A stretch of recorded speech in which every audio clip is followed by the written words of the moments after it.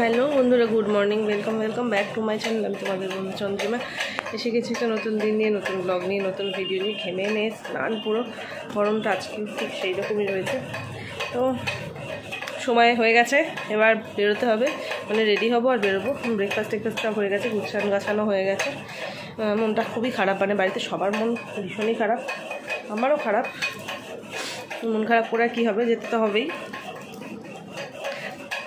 19 তারিখ এখানে এসেছিলাম, আবার আজকেও আরেকটা 19 তারিখ, আজকে বেরোবো এখান থেকে।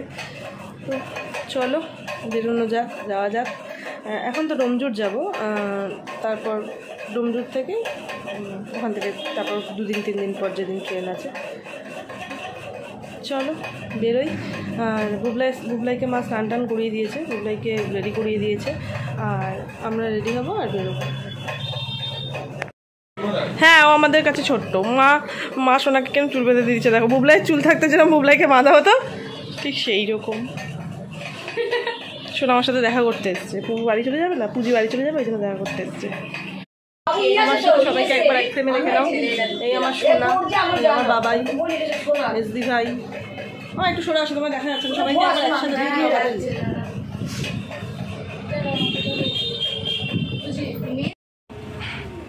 দেখো। প্রত্যেকবারই যাওয়ার সময় মামাকে আলতা পরিয়ে দেয়, ঠিক আছে। ডোমজুর গেলেও পরিয়ে দেয়, আর এবার তো যেহেতু অনেকটা দূর, যে কারণে আরোই আলতা পরিয়ে দিচ্ছে। যদিও এখন আমরা ডোমজুরেই যাচ্ছি। আর এই যে মামা আলতা পরাতে বসেছে। আমার ননা বেবিকে দেখে না আমার ভিডিওতে, বুঝতে পারছে না। ও বড় হলে একটু বুঝতে পারতো। ও বাবা টাটা, টাটা। সবাইকে দেখে নাও। বেরিয়ে পড়েছি একরাশ মন খারাপ নিয়ে, রওনা দিলাম। সবাই এত কান্নাকাটি করেছে, আমিও আর কি। কষ্ট হওয়াটাই স্বাভাবিক, অনেকদিন ছিলাম, তারপর বেবিটা রয়েছে। ছোটোমণি আসতে পারিনি, তাও ছোটোমণিকে আমি কালকে বলেছি যে আজকে যাবো। ছোটোমণি ভেবেছে আমি ডোমজুর যাবো, ডোমজুর থেকে আবার এখানে আসবো, এসে যাবো, ঠিক আছে। বুঝতে পারিনি আমি ডোমজুর থেকে ওখান থেকে বেরিয়ে যাব। কষ্ট পাচ্ছিল, খুব অভিমান করছে।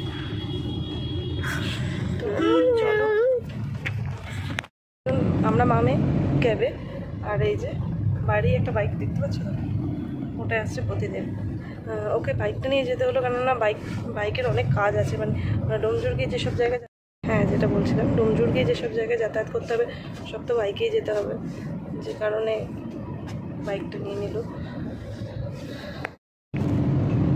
জানলার বাইরে বাবাকে দেখতে পেয়ে করছে দেখো। ফার্স্টে অবাক হয়ে গেছে, বুঝতে পারিনি, ঠিক আছে কী হচ্ছে। তাদেরকে বাবা কে বাইরে, ওটা কে কে এটা কি ঠাম্মি? হ্যাঁ, তুমি এসেই ঠাম্মিকে নিয়েছো?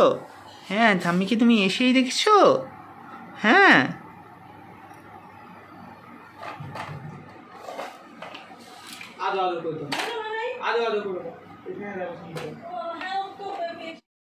এগুলো তো ছোটো কাকাদের মার্বেল, উঠোনে রাখবে বলে কাকারা রেখেছিল। আমার টবের গাছগুলো আর কিছুই নেই, ঠিক আছে। মানে টবের যা ছিল প্রচুর, মানে বিয়ের পর থেকে 5 বছর ধরে টবে যা গাছ করেছিলাম সবই আর নেই।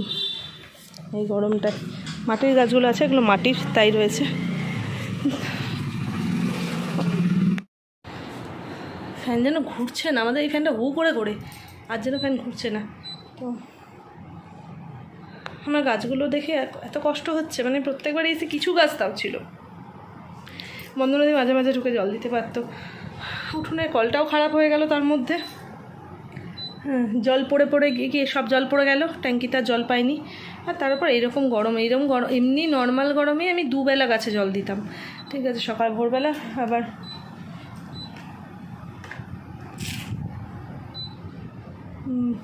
দেখো বউরা এসে রিমোটে কী করলো, ভোরবেলা দিতাম, আবার বিকেলবেলা দিতাম সন্ধ্যের পর।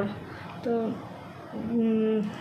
এইরকম গরম মানে থাকে নাকি, ওরা আমায় টেনশন ফ্রি করে দিল। মনে হচ্ছে যে গাছগুলো আমার পুরো টেনশন ফ্রি করে দিল, মানে ছিল বলেই আমার টেনশন হতো। এবার এসে দেখলাম টবের আর কোনো গাছই নেই, মানে আমার আর চিন্তাও থাকবে না যে গাছগুলো রইলো না, মরে গেল, ওদের কষ্ট হচ্ছে। কাকিমা অ্যাজ ইউজুয়াল খাবার পাঠিয়ে দিয়েছে, দেখতেই পাচ্ছ। আমরা এলেই কাকিমা খাবার পাঠিয়ে দেয়। তো আজকে আমরা খাবো না বলেছি, কিন্তু জোর করে বলে না। আমি বুবলাই ভাত খায় না, তাও এইটা পাঠিয়েছে। উঠোনে এই জামা কাপড়গুলো এসে ধুয়ে দিয়েছিলাম। এই যেমন বুবলাই দেখো হাওয়াই চপ্পল পরে এসেছে উঠোনে। আর যে গাছগুলো কেটে মানে বললাম না টবের গাছগুলো সবই মারা গেছে, প্রায় কি সবই। তো এগুলোকে না আমি জল দিয়ে রেখেছিলাম মাটিতে, আর এই যে কাছে নিয়ে এসেছি। গাছগুলো এখন কেটে দিই, শুকনো গাছগুলো টবের মধ্যে রয়েছে, দেখতেও কেমন একটা লাগছে, আর ওই জন্য ওগুলো কেটে দেবো এখন। বুবলাইকে ঘুম পাড়ালাম। বুবলাই দুপুরবেলা ঘুমায়নি, গাড়িতে যেহেতু একটু ঘুমিয়েছে, দুপুরে আর ঘুমায়নি, এখন ঘুমালো। প্রতিদেবও অলমোস্ট 4:45টার সময় একটু মানে খেয়ে দিয়ে উঠে ঘুমালো, যে কারণে আমি এখন একটু বেরোলাম। এই আমার হনুকে দেখো, সামনে একটু দোকানে যাব। এই দেখো আমার মেয়ে নতুন ঘোড়া। এটা অন্নপ্রাশনের সময় বোন ওর মা ওকে দিয়েছিল, তারপর আর চালানো হয়নি। তখন পা পাবে না বলে তুলে রাখা হয়েছিল। তারপর যখন পা পাওয়ার সময় এলো, তখন তো মুম্বাই ছত্তিশগড় চলে গেল, রায়পুরে। এখন মুম্বাই এটাতে ভালো চড়তেও পারবে। কি দিবি বেশ আছে তার মধ্যে? দাঁড়া দিয়ে নিচ্ছি। এই না ওঠো, না ওঠো।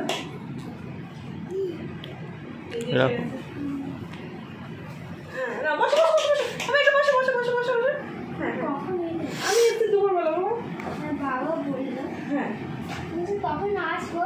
হ্যাঁ আমি ওই জন্য তখন তোকে ডাক দিয়ে নি, পড়াতে এসেছিল।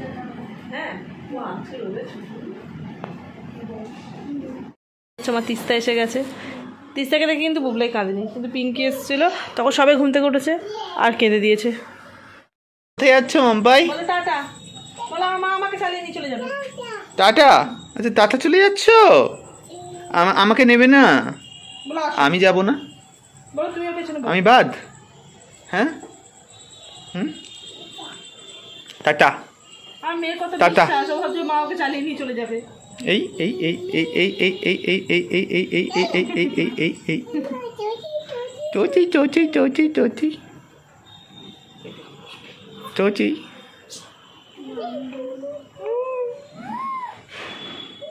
তো খাওয়া দাওয়া হয়ে গেছে, আর প্রতিদেব একটু সমৃদ্ধ এসছে, সমৃদ্ধের সাথে কথা বলছে ওই ঘরে। বুবলাইকেও রেডি করিয়ে নিয়ে দেখো শুতে চলে এসেছি। আর বুবলাই এখন ওর বাবাইয়ের সাথে হয়ে গেছে, মানে কথাই ওর হয়ে গেছে। কথা তো বলতে পারে না, কিন্তু বুঝতেও সবই পারে, ঠিক আছে।